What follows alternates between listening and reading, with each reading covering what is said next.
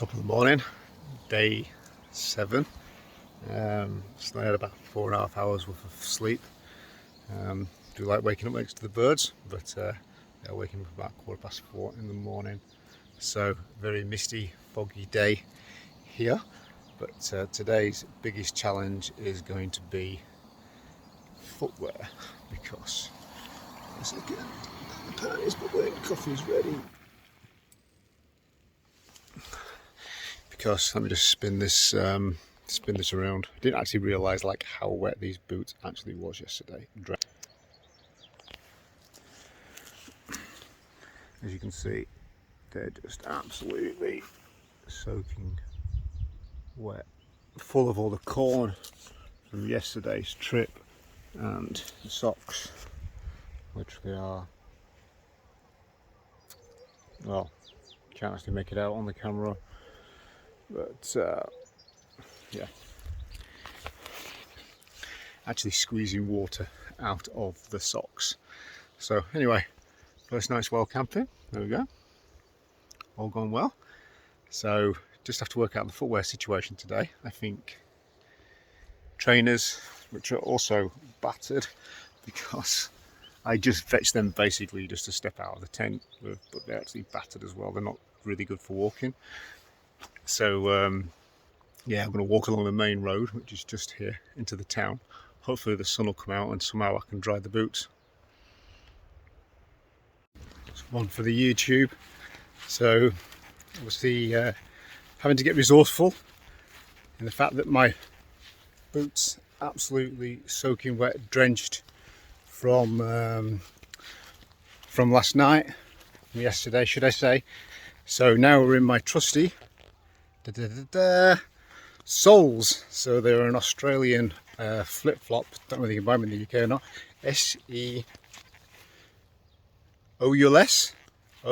SEOULS soles flip-flops. So highly recommend those. So they're kind of really nice. They massage your feet. But the point of making this video is the fact that I've had to get resourceful, had to persevere. So now walking down a main road, because where I was camping last night was just on the edge of the farmer's field, and despite it saying that is the King Charles path, it's just like hardly doable again, because basically it's just a tractor, I think, that's just gone through the middle of the hayfield, or the cornfield should I say, and it's really unstable underfoot, and it's absolutely just drenches you walking next to the corn. So implementing again, not bothered though, because it is a stunning morning. And we just need to try and work out how we're going to get some dry booties for the rest of the day. Just got to Withinsea promenade and take a look at this.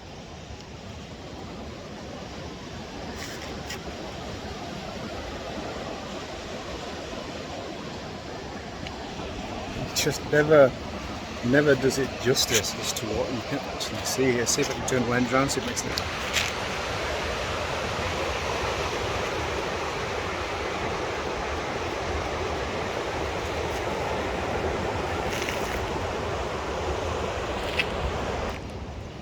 Kind of makes up for yesterday's downpour, right?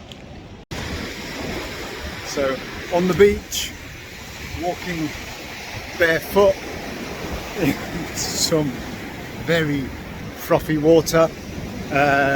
So we're just coming out of Withinsea and got the opportunity to walk on the beach. Just checked in with the locals and just said, yeah, the tide's coming in, but it's coming in at a quick lick, so you just need to get past these rocks and then you'll all be good. So we've got this beach to go out here until we get back up onto the cliffs. So just feels really nice to get this water on my feet, like nice water rather than actually squelch, which was all about yesterday. So yeah, loving it. So I just pretty much walked 6 kilometers in flip-flops and in bare feet. Some of it walking in the sea and on the sand down there. Just quite a funny bit down there.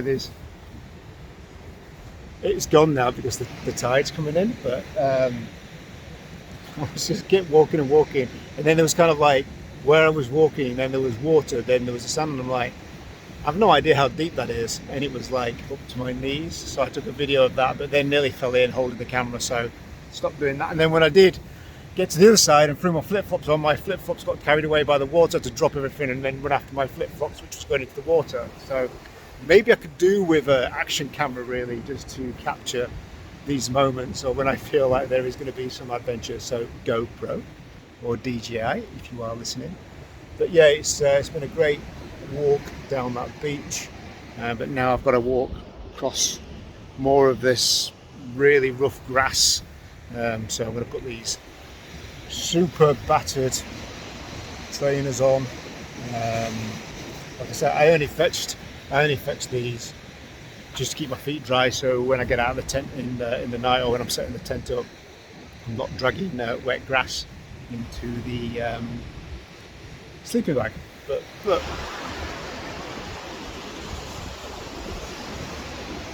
so just taking a 5-minute breather here, change my feet, put my stinky socks on, and then we'll go again. Just taking a wee 10 minutes because it's not as easy walking in these trainers. So when you're walking across like this here, you've kind of got the choice: either you're walking on soil next to the crops, which is like really uneven and very easy to twist your ankle, or you're walking through, you can't really make it out from here, through kind of like the rough heather, for want of a better word, and it's about knee high, so then your feet get absolutely soaking wet and your legs get absolutely scratched to batters, so it makes it even more difficult when you're wearing trainers. But I just thought I'd give you a little show of like the road to nowhere. So I'm just going to spin the lens around to somewhere. So you go, this is what you see, then the road literally vanishes, and it's got to be maybe, I don't know, 60 feet drop maybe down to the bottom of here. It's just crazy. Like, look, so I can just look how much it's just fallen away. And as you're actually walking like right next to the cliff, as you've probably seen in some of the videos or some of the photos, you can literally like see huge cracks where it's about to fall away. So my idea of doing this journey was so somebody can walk in my footsteps. Unless they're walking straight after me, it's not going to be here in a couple of months, especially not in a couple of years. Just had a very interesting chat with a gentleman who's been living here for about 15 years. And he says in this, like, we're just talking about the erosion, and he says in the last 3 years it's got especially bad. And then he was explaining to me that it's not just the sea that's the problem. He says clearly, obviously it's the changing weather which has advanced the erosion. He says, but it's the water from the land. Then further went on to explain to me that because a lot of the coastal paths around here are like farmland, and that's basically all you can see. That's all I've seen since I've come down from what, maybe Scarborough, maybe, is that they've all got land drains in them. So basically it's draining the excess water off the fields towards the coast. So obviously that's spewing onto the side of the cliffs here on the coastline, and it's just mud, so it's just making it wet. So when the waves come in, it's just taking it all away.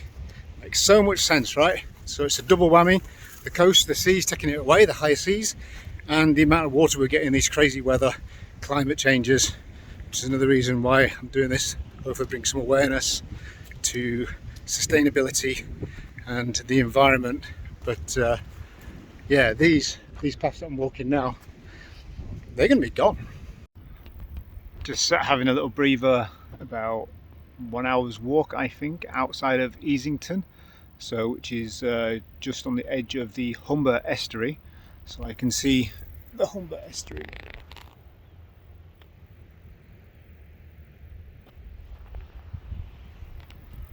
Stretches right down there, so that leads towards Hull. So hopefully get some new booties there, because trainers are now absolutely soaked from yet again being oh god, my feet hurt so much, down through this field with the long corn, and there's again keep saying the same thing, sound like a bloody parrot. There's just no path. There's no real set path, and there's no signs. So you kind of like commit to it, and then you're like halfway through a field, and then you've got to find your way, right?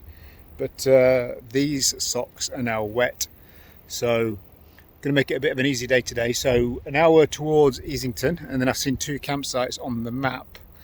Look like about an hour outside of there. So that's the plan. Easington, get something to eat, get to these campsites. Hopefully they've got some amenities there, and I'm able to dry out these footies. And then when I get to Hull, definitely getting some new ones. But there's the coast in the background, and make sure you take plenty of dry socks with you on these adventures.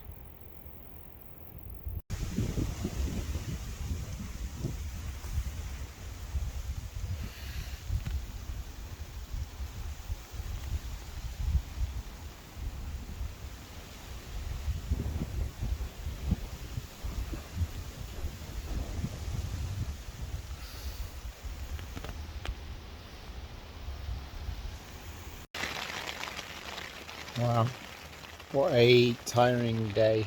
So Sunday, 2:45. So if you can hear the rain on the tent. So I got pitched up about half an hour ago, so about 2 o'clock, and feet are just like so tired. So I had flip-flops today, with a multitude of flip-flops, bare feet, trainers.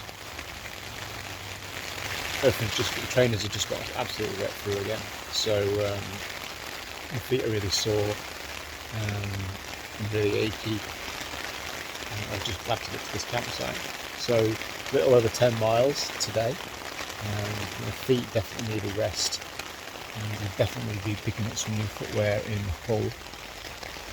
But it was well timed today. I knew the rain was coming, so I just wanted to get to this place and chillax a little bit. And yeah, it absolutely stinks in here with wet, stinking socks and wet boots. Very cosy. I do like the rain on the tent. And I've still got the sunburn panda eyes. There's a pub down the road. It's about 10 minutes walk. So hopefully this rain will bait later, and I can get down the road, and hopefully I've got something plenty vegan-y that I can eat and get some nutritional food in. So just going to close my eyes now. I've only had like 4.5 hours sleep for the last 2 nights. Lived in the wild camps, so yeah, all going well.